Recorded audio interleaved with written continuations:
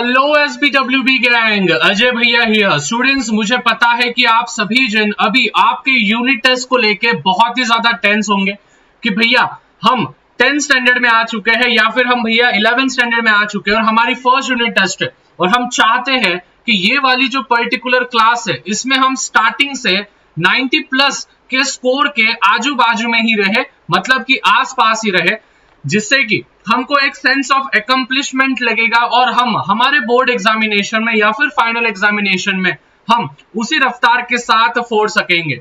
Students, यहाँ पे इस पर्टिकुलर वीडियो में मैं आप सभी को प्रैक्टिकल स्ट्रेटजी का अर्थ ये होता है स्टूडेंट्स, वही चीजें मैं आपको बताऊंगा जो सही में आपसे होने वाला है। मैं आपको इस पर्टिकुलर वीडियो में कोई भी फालतू सा टाइम टेबल नहीं देने वाला हूं कि भाई सुबह 7 से 8 पढ़ लो, दोपहर को पढ़ लो, शाम को पढ़ लो, ट्यूशन मत जाओ, ये मत करो, फलाना ठिकाना, ऐसा कुछ भी ज्ञान मैं आपको नहीं देने वाला हूं।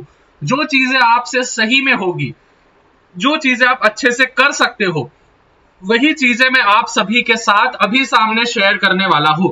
देखो स्टूडेंट्स, पूरी की पूरी ब्लैंक स्लाइड है, एक भी स्लाइड मैंने नहीं रखी है क्योंकि इस वीडियो को जितना हो सके उतना ज्यादा आपके अजय भैया इसको रॉ रखना चाहते हैं, इसको लाइट रखना चाहते हैं। सबसे पहले सभी बच्चे नीचे कमेंट्स में लिखेंगे भैया चैलेंज एक्सेप्टेड, भैया हमने चैलेंज एक्सेप्ट कर दिया है। सभी बच्चे कमेंट्स में लिखेंगे भैया हाँ भैया हम ये करने वाले हैं, मतलब करने वाले हैं, और यूनिट टेस्ट में खुद को और अपने पेरेंट्स को हम प्राउड फील करवाएंगे और एट द एंड यार भैया को भी प्राउड फील करवा देंगे। ठीक है, शुरू करते हैं। सबसे पहली चीज स्टूडेंट्स, मैं हमेशा स्टूडेंट्स को बोलता हूं that is know your syllabus. ठीक है, आपको स्टूडेंट्स आपका सिलेब मतलब कि सिलेबस आपको मालूम होना बहुत ज्यादा नेसेसरी है।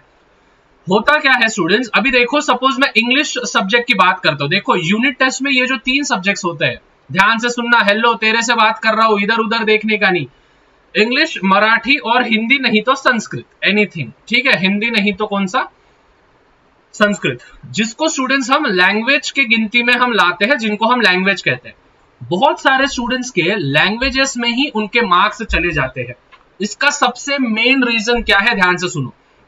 लैंग्वेज में मार्क्स इसलिए जाते हैं स्टूडेंट्स क्योंकि आप सभी को पता ही नहीं होता है कि ग्रामर कितने मार्क का आ रहा है, eight the same way writing skill कितने मार्क का आ रहा है, और हमारा जो कॉम्प्रिहेंशन है और एप्रिसिएशन है ये कितने कितने मार्क का है।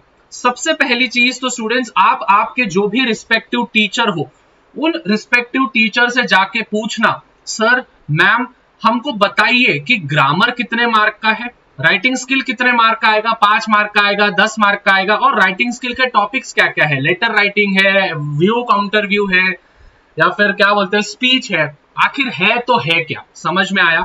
उसके बाद comprehension. Now what is mean by comprehension? Comprehension का अर्थ स्टूडेंट पैसेज में से आंसर ढूंढना, और एप्रिसिएशन जो होता है स्टूडेंट्स वो पोयम का होता है जो कि आपको लर्न करना होता है। सेम स्टूडेंट्स, अगर मैं मराठी की बात करूं तो मराठी में स्टूडेंट्स स्थूल वाचन, जी हाँ मराठी में आपको स्टूडेंट्स स्थूल वाचन आपको लर्न करने होते हैं। हिंदी में भी पूरक पठन होता है, संस्कृत में भी लर्निंग का टॉपिक होता है।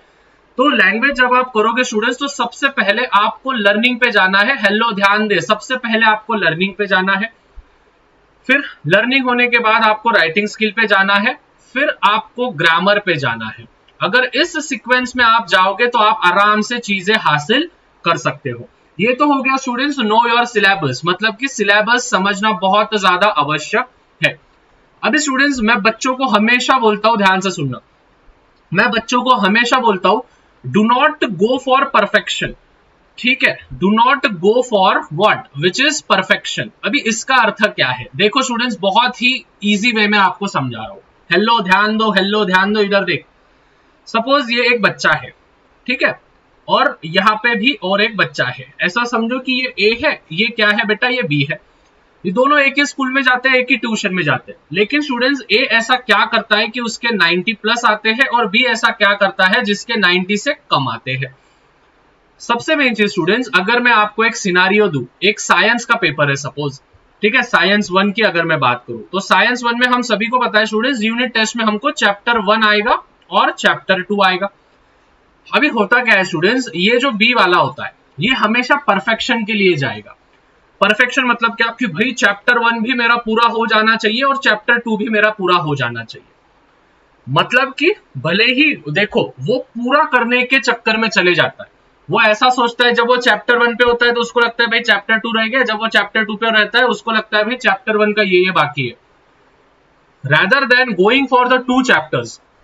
मैं सभी बच्चों को, मेरे ऑफलाइन क्लासेस में भी बच्चों को यही बोलता हूं कि भाई पहले आप जो पढ़ाई कर रहे हो, जिस पर्टिकुलर चीज की आप पढ़ाई कर रहे हो उसमें आप महारत हासिल कर लो। सपोज 2 चैप्टर है स्टूडेंट्स, तो जाहिर सी बात है ये 10 मार्क का आएगा, ये 10 मार्क का आएगा, मिलके हो जाएगा 20 मार्क।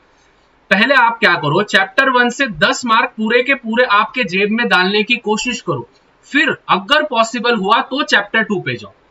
क्योंकि स्टूडेंट्स ध्यान से समझना, our goal is to get good marks in our boards examination, not in unit test।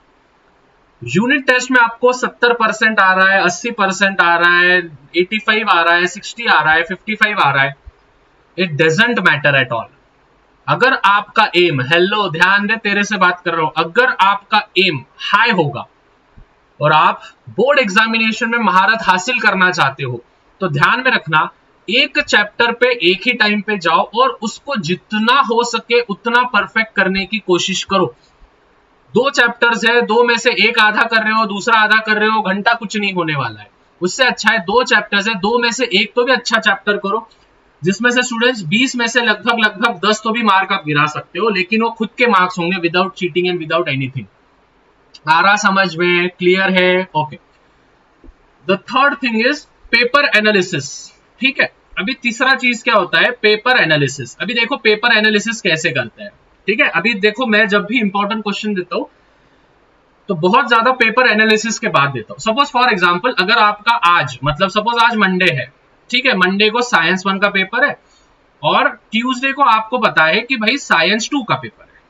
एकदम अच्छे से समझना। अभी स्टूडेंट्स जब आप साइंस 1 का पेपर देके आओगे तो उस पेपर को अच्छे से एनालाइज करो कि भाई जो मेरी रिस्पेक्टिव टीचर है उसने एक्सरसाइज में से कितने क्वेश्चन डाले, at the same way fill in the blanks कितने मार्क के आए, फिर उसके बाद टेक्सचुअल क्वेश्चन मतलब टेक्स्ट बुक के अंदर से कितने आए, मैथ्स का होगा तो भाई प्रॉब्लम सेट में से कुछ आ रहा है क्या, सॉल्व एग्जाम्पल में से कुछ आ रहा है, या फिर एग्जाम क्या बोलते हैं हम अपने एक्सरसाइज में से आ रहा है। आपको पेपर को एनालिसिस करना है, क्योंकि स्टूडेंट जाहिर सी बात है जिस प्रकार से आपका साइंस 1 का पेपर बना है वो रिसेंबल करेगा बहुत ज्यादा साइंस 2 के पेपर से। ऐसा तो नहीं है कि भाई साइंस 1 पूरा टेक्स्ट बुक में से आएगा और साइंस 2 बस क्वेश्चन एंड आंसर आएंगे, ये तो हो ही नहीं सकता है। और स्टूडेंट्स आपको एक राज की बात बता दो, पिछले 3 सालों से मैं साइंस 2 के पेपर को एनालिसिस कर रहा हूं। I am talking about the boards examination. बहुत सारे क्वेश्चन स्टूडेंट्स आपके एक्टिविटी वाइज क्वेश्चन आते हैं। तो सबसे पहली चीज स्टूडेंट्स, जितने भी साइंस 2 में डब्बे होंगे, डब्बा मालूम है, हरा डब्बा, नीला डब्बा, पीला डब्बा, लाल डब्बा, जितने भी डब्बे होते हैं, डू यू नो वगैरह वगैरह, वो वाले बॉक्सेस, एक्टिविटी क्वेश्चन जितने भी होंगे वो सबसे पहले आपको निपटाना है। ठीक है, वो जितना हो सके आपको क्या करना है स्टूडेंट्स, निपटाना है, नहीं तो नहीं होने वाला है। क्लियर है? और एक चीज स्टूडेंट्स, आप पेपर एनालिसिस और एक प्रकार से कर सकते हो। उसके लिए स्टूडेंट्स आपको ओसवाल पब्लिशर्स की बुक, जी हाँ स्टूडेंट्स, ओसवाल पब्लिशर्स एक बहुत ही बेहतरीन बुक आप सभी के लिए लेके आया है। भले ही आप सीबीएसई के हो, और एसएससी स्टेट बोर्ड के भी बुक्स जल्द से जल्द यहाँ पे लॉन्च होने वाले हैं। यहाँ पे मैं सीबीएसई के बारे में भी बात कर रहा हूं। देखो स्टूडेंट्स, यहाँ पे जैसे मैंने बोला पिछले 10 साल के, जी हाँ स्टूडेंट्स, लास्ट 10 इयर्स के सॉल्व्ड पेपर्स आपको मिलेंगे, जिसमें आपको सीबीएसई क्लास 10 के 2014 से लेके तो 2024 तक के पूरे PYQs, previous year question paper with solution, जी हाँ आपको सॉल्यूशन के साथ सभी चीजें मिलने वाले हैं। बस एक सब्जेक्ट नहीं स्टूडेंट्स, आपको इंग्लिश मिलेगा, आपको मैथ्स मिलेगा, आपको साइंस मिलेगा और आपको एसएसटी भी मिलने वाला है। यहाँ पे मैं आपको एक इसका क्या बोलते हैं विच इज इंडेक्स बता देगा हूं। देखो स्टूडेंट्स 2014 से लेके तो 2024 तक के आउटसाइड दिल्ली या फिर इनसाइड दिल्ली, मतलब दिल्ली के बाहर के और दिल्ली के अंदर के बच्चों के लिए, सभी के लिए है, जिसमें स्टूडेंट्स एक मैं आपको पीडीएफ शेयर कर रहा हूं, links are in the description. आप जरूर जाके इस बुक को परचेस कर लेना भैया के गारंटी पे। एसएससी स्टेट बोर्ड के भी बुक्स है, उसकी भी लिंक डिस्क्रिप्शन में दे दूंगा, तो जाके फटाफट से चेक कर लेना, इसकी भी लिंक डिस्क्रिप्शन में है। सो वेट किस बात का है? PYQ फटाफट से खरीद लो क्योंकि स्टूडेंट्स बाद में इनके रेट बढ़ जाते हैं। So last 10 year solve paper CBSE class 10th और eight the same way SSC board के लिए भी जल्द से जल्द बुक्स आने वाले हैं ओसवाल पब्लिशर्स के तरफ से। तो लिंक्स जो है बच्चा लोग वो है आप सभी के लिए डिस्क्रिप्शन में, ठीक है। सो स्टूडेंट्स यहां तक हम आ गए हैं। At the same way students आपको और एक चीज ध्यान में रखनी है, that is none other than weightage. जी हाँ, वेटेज ये बहुत ही ज्यादा इंपॉर्टेंट होगा, कौन से चैप्टर को कितना ज्यादा वेटेज है। अगर इस पे आपको अगर ये चाहिए मतलब वीडियो चाहिए तो जरूर मुझे कमेंट्स में बताना, मैं एकदम ऑफिशियल वेटेज आपके सामने पेश कर दूंगा। And the last and foremost is, ध्यान से सुनना, सबसे ज्यादा बच्चा वही मार्क लेता है जो रिवीजन रिवीजन और रिवीजन ही करता है। अगर आप ये तीनों चीजें मतलब रिवीजन रिवीजन रिवीजन जितना ज्यादा रिवाइज कर सकते हो कोई भी टॉपिक को बच्चा लोग, उतना ज्यादा रिवीजन करो। मैं बच्चों को हमेशा बोलता हूं 80-20 रूल आपको फॉलो करना है।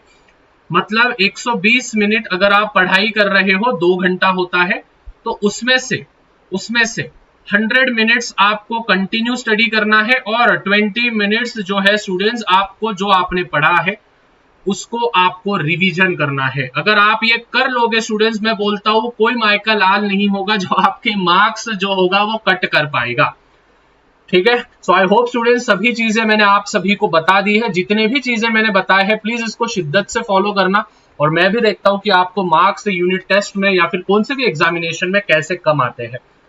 जुलाई मंथ की स्ट्रेटजी आने ही वाली है कुछ ही दिनों के अंदर, सो वेट करना उसके लिए। मिलते हैं स्टूडेंट्स अगले वीडियो में, तब तक चैनल पे नए होंगे तो चैनल को सब्सक्राइब करना है, बेल नोटिफिकेशन ऑन करके रखना है। Eight the same way Oswal publishers की लिंक मैंने डिस्क्रिप्शन में दे दी है, जाके परचेस कर लेना है। तब तक मिलते हैं, पीस आउट।